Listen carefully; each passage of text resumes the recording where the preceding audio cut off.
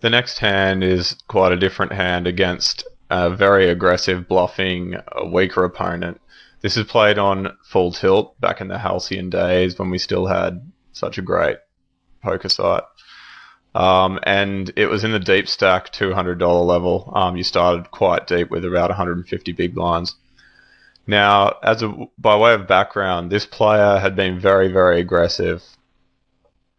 He had been 3-betting constantly pre-flop. His 3-bet percentage was around 40%. He'd been check-raised bluffing a lot of paired boards, and I hadn't played back at him at all, and he'd shown those bluffs a lot. So he was looking to try and outplay me and be deceptive. Also, another thing to note was that every time he had a strong hand, he'd slow play it constantly. So he would never check raise top pair. He'd never check raise trips on a paired board. And these are the sorts of players that the slow players are likely to be bluffers, because the two go hand in hand as being both deceptive plays. So here I had started limping my marginal hands against him because I wanted to see some flops, and he just kept 3-betting me, and I wasn't really deep enough anymore to flat 3-bets with marginal hands. So I started to limp. So I limp him with 8-9. He just checks back. He had been attacking limps a lot too with a wide range.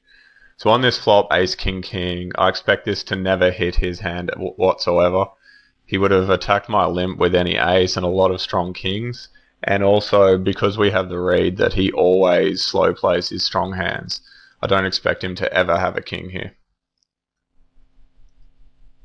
So I just bet half into 120.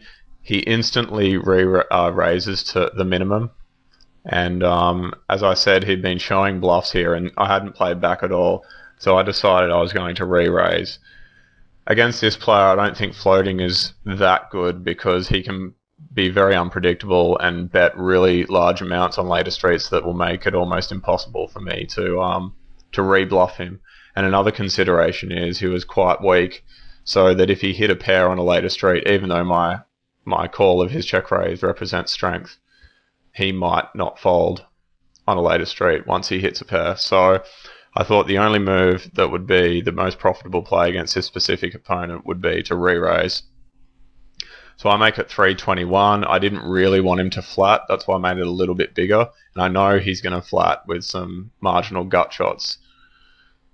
He instantly re-raises again. And I know now that he has absolutely nothing here, because even if he was check raising the king or the ace, which he was unlikely to do, now that he's re-raised, he's representing air essentially, since this guy was a chronic slow player. So the only move here to maximize fold equity is to move all in. And that's what we do, and he instantly folds. And I think I actually showed that hand because I wanted him to know that I was playing back at him, and I wasn't going to be doing it very often against him. And the next time I was going to do it would most likely be with a strong hand, and he's not going to pick up on that sort of level of thinking.